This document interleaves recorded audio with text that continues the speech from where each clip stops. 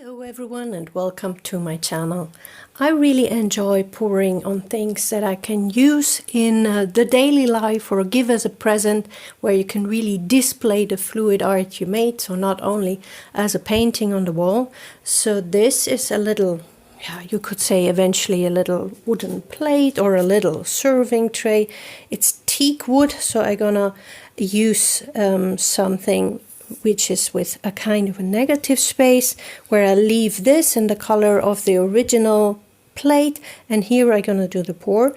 And I don't want to do anything super dramatic. I want to do a wood look, so with browns, and I'm gonna use a swirl, so a ring pour for that, because that looks like the ear rings of a tree. Now, of course, you can imagine you will not do that with purple and blue. You will do that with brown.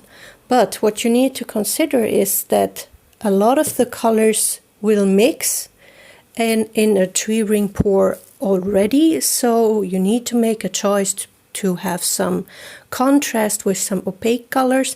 And then you can do the fancy stuff with the metallic and the pearlescent in transparent, because they will not give you any good contrast.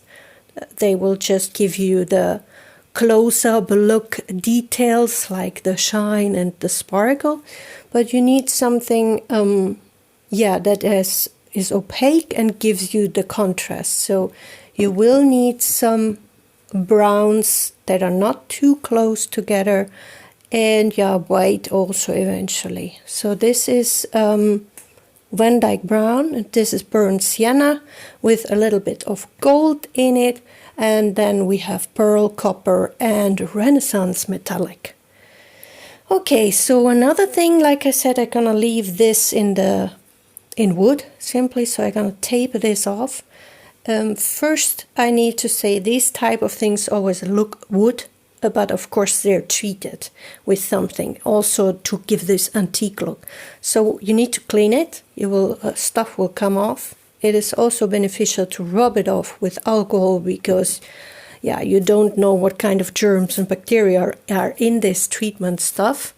And then a trick how you can use this tape a little better, because you might have that experience too, that it runs over it, and when you remove it, it's not really clean. Of course, you can fix it with a brush, but you can also just use a little bit of either a pouring medium, or this is a gloss or something like that. So you basically stick it down, but later this will of course be easily still removable if not dry. So you just seal it a bit. If it's dry, you won't get it off, but it shouldn't. So let me put this away, and I only need very little paint. As you can see, this is very small, but I can't hardly mix that little, so I need to figure out what I do with the rest. Okay, let me set this up. Okay, so with a ring pour, it does matter actually how you put it on the cup. What you put first comes out last.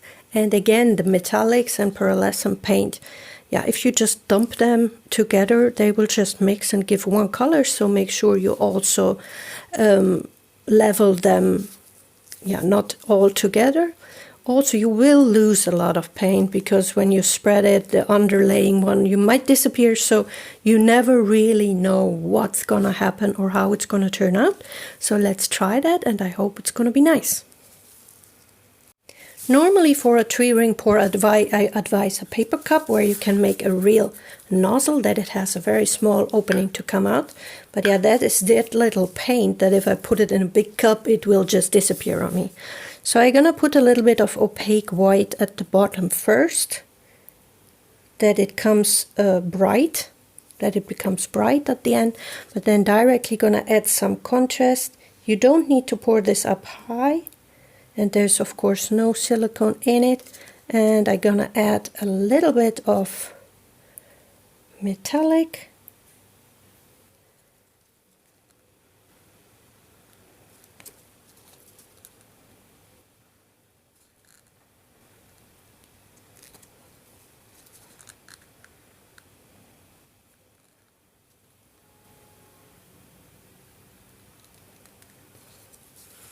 Okay, so I layered it with the metallics and the opaque color. Eventually I used a little bit more of the metallics, but yeah, we go for a softer look. I hope it's not too thick.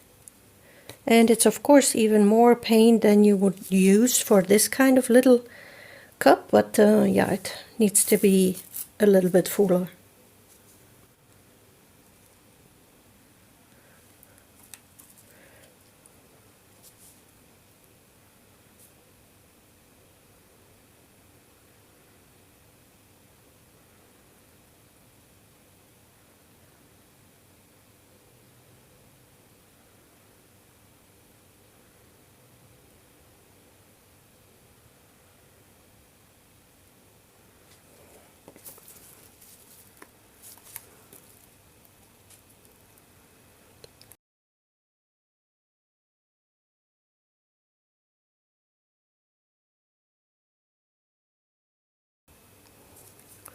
So I should have eventually used a little bit more of the white.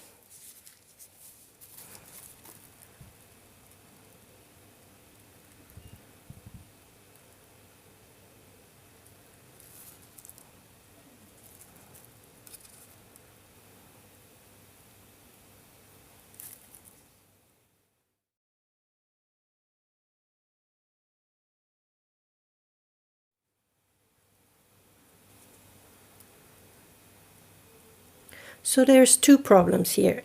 One is that I'm not really happy with that there is here only basically mixed copper color, and that I have to stretch it already that much that all this pattern is breaking up. So I'm gonna add 2 more ring pours basically.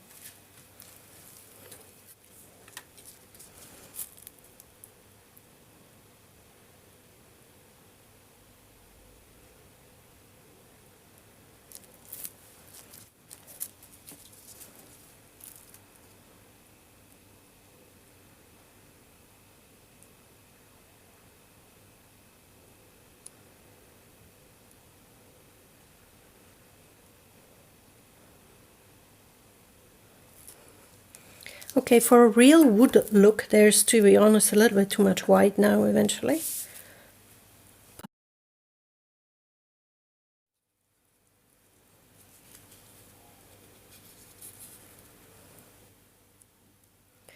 Okay, so you see, it's not really wood look anymore. I would have still needed more paint eventually to distribute it easier and keep the swirl itself relatively in the middle, or do multiple from the beginning, because the first one was really nice in the colors, but I still like that. I mean, it is nature wood look, so you can of course try out with any color you like.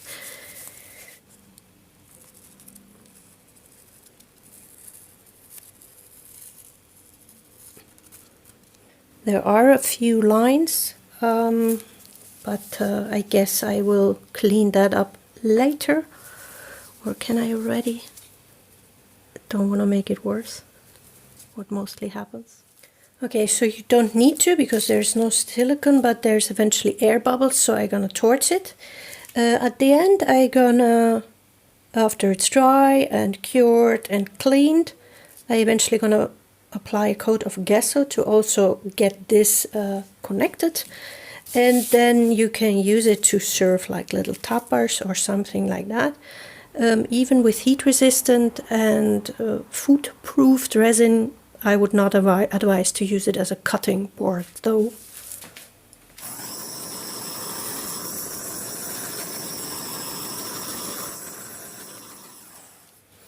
Okay, so that's it. I hope you liked it. You will find the final things as always on my Facebook page. Have a look at the description for the links to my social media platform, as well as my sharing and learning Facebook group, and I hope to see you back soon.